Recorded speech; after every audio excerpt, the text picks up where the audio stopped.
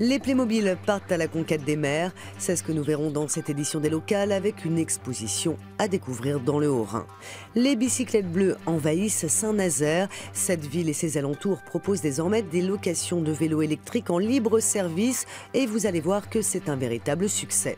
Pour commencer, parlons emploi avec un nouvel exemple qui prouve qu'en dépit d'un chômage élevé en France, certaines entreprises peinent à recruter comme ici dans le Tarn. Le groupe CRM Meca de Blaye-les-Mines a le vent en poupe. Sous-traitant en pièces métalliques pour l'industrie ferroviaire, aéronautique ou nucléaire, les commandes de ses prestigieux clients affluent. Pourtant, elle ne parvient pas à recruter 9 postes de fraiseurs et tourneurs sur commande numérique.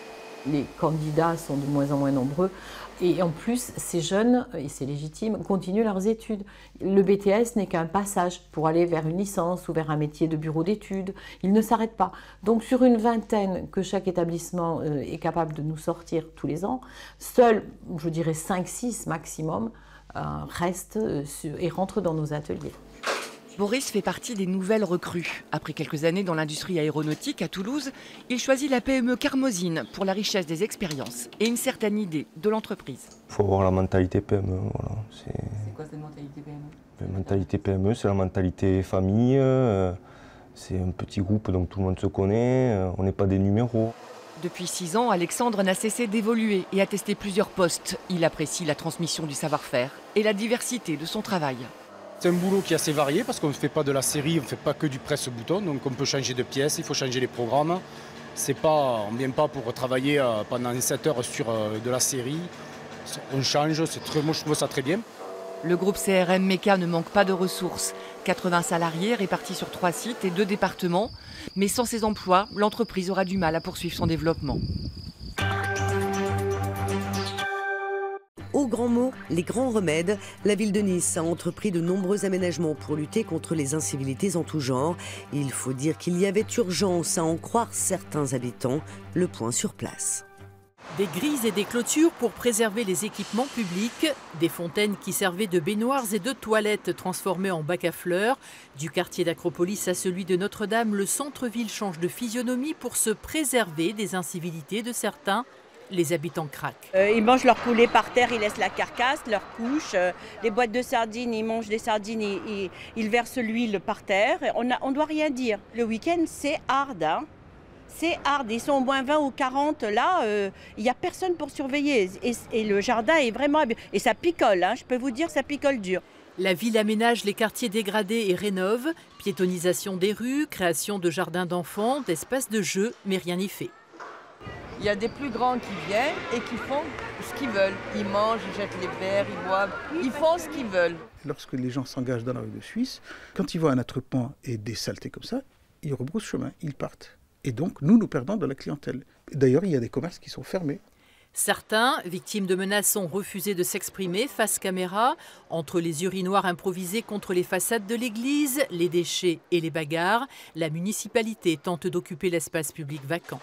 Aujourd'hui, la problématique de squat, de présence de populations indésirables, pour ne pas les nommer plus particulièrement des Roms, qui non seulement occupent l'espace public, le dégradent, mais aussi commettent des incivilités. Et même au-delà, nous allons réfléchir à ce qu'il y ait plus d'animations.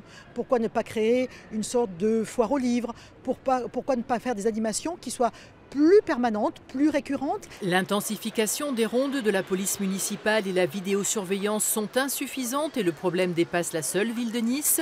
Une réunion avec le préfet, le directeur départemental de la sécurité publique et quelques riverains pourrait avoir lieu après le 18 juin.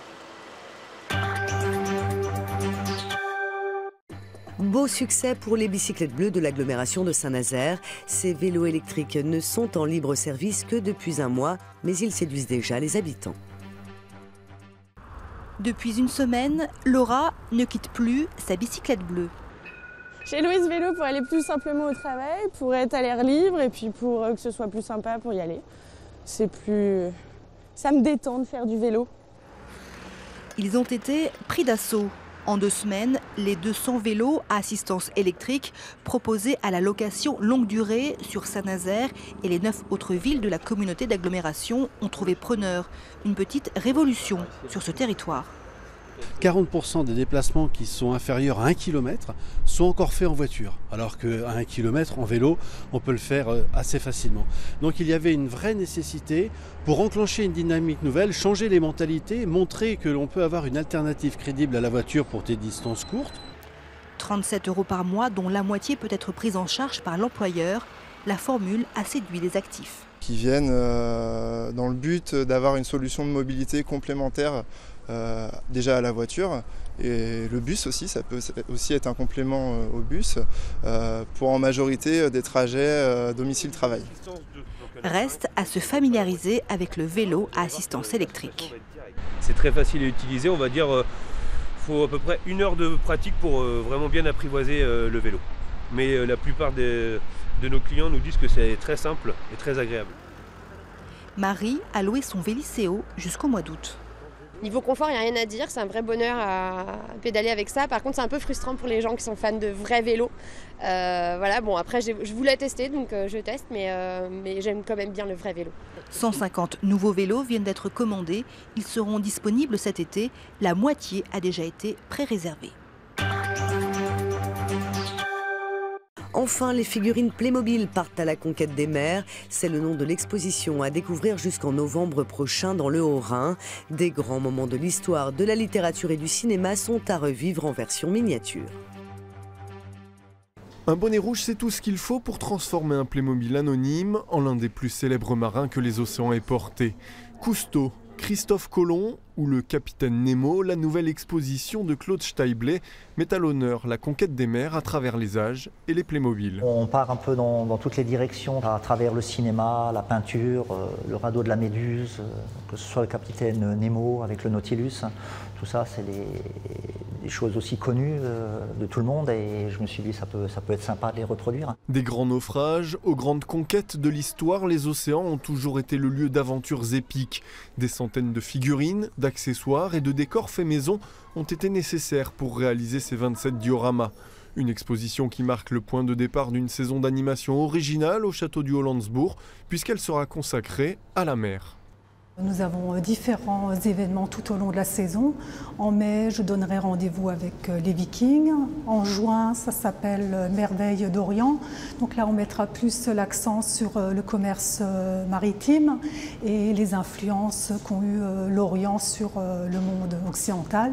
Et tout l'été, nous animerons le site sur le thème des corsaires et des pirates. Les Playmobil de Claude Steiblet, eux, seront visibles toute la saison par les visiteurs du château jusqu'au 12 novembre prochain.